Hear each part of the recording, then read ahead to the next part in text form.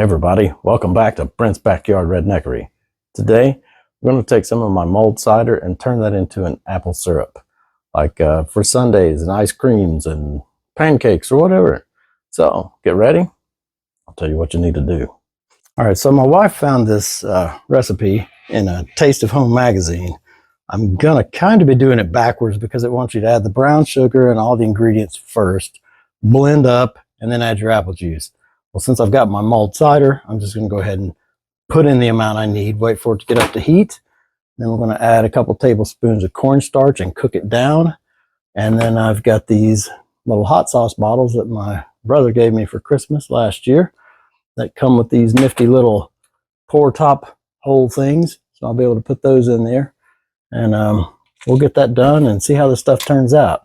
Luckily, I've got enough here that if I screw up the first time, I'll be able to try again and fill those things up. So let's go ahead and get that started. All right, so we're going to start out with 12 ounces of the mulled cider. I'm going to put that on a medium heat. Probably going to run about a 5.5. We're going to wait for that to come up to a just starting to boil, and then we're going to toss in the corn syrup and mix it up, and we'll see how that goes. If that doesn't turn out, we'll try again. All right, so we're up to a boil. I'm going to slowly put this cornstarch in if I can. Keep it stirring. It takes a little bit of time, at least for me, to get this stuff to blend up worth of crap. It's always lumpy like that. So I'm gonna have to stir this. I think I'm gonna get a whisk. A whisk, not a whisk. Can't even talk right. I'm gonna get all this whisked together and see if we can't turn this into some syrup. Like I said, if it doesn't work, I can try again. All right, so we're getting close to that point that we want this to be. But as you can tell down in there, if that steam will get out of the way, there's still quite a bit of that cornstarch in there. So probably what I'm going to do with this batch is strain it through my sieve and put it in the bottle. That'll keep out those lumps of cornstarch, and I'll still have the liquefied spreadable stuff. And in the next one, I'm going to use my actual clear gel powder instead of regular cornstarch and see if that one turns out better. Okay, so the sieve didn't work. Just going to pour it in, cornstarch and friggin' all. So this did not turn out as well as I had hoped. It's a very good consistency, but having all those lumps of cornstarch in there is garbage. So I will definitely be redoing that with a different with that clear gel in hopes that it actually works. I mean, some of this corn gel may dissolve once it's inside the bottle and can just stay hot and compact, but I'm not going to hold my breath. So we're going to go with about, it looks like that's going to fill it up. So the next one here, we're going to try clear gel in hopes that that works. Let's go ahead and load it up for the next batch. All right, so I'm trying a different tactic. I'm going a little bit different the whole way around. The recipe calls for 1/4 cup brown sugar. I tasted the other stuff. It's a little bit bitter. That's probably the friggin' cornstarch.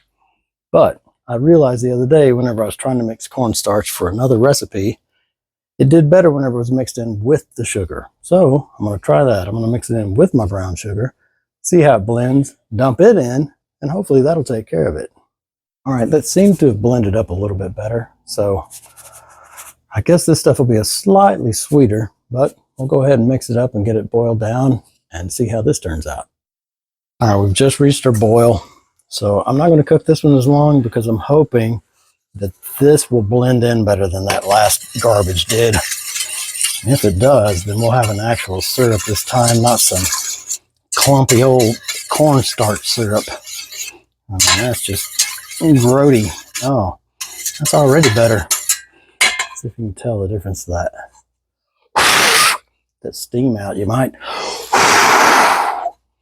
Yeah, looking a little better. So we're just going to cook this for just a couple minutes here, just to get it blended to where it's good and pourable. Now, the other stuff got stuck in the bottle. I couldn't even get it out. So this is just about done. So it only takes about a minute and a half once it actually mixes together there, and you'll have that syrupy gel type stuff you want when the cornstarch mixes correctly, which I guess could be the difference between modified cornstarch and regular cornstarch. I don't know. I'll have to try some other recipes and find out. But for right now, that is done. Let's go ahead and get that off the heat. We'll get it poured in some bottles here. Now, I should be able to pour this a lot easier than I did the other stuff. Yeah, this is a really nice looking syrup. A whole lot better than that last batch. So check this out. Now that, my friends, is a beautiful syrup. That's a very good ice cream sundae syrup, or, you know, like I said, whatever you want to put it on, but that's beautiful. I've learned something today. Don't try and use regular cornstarch. Use the modified stuff.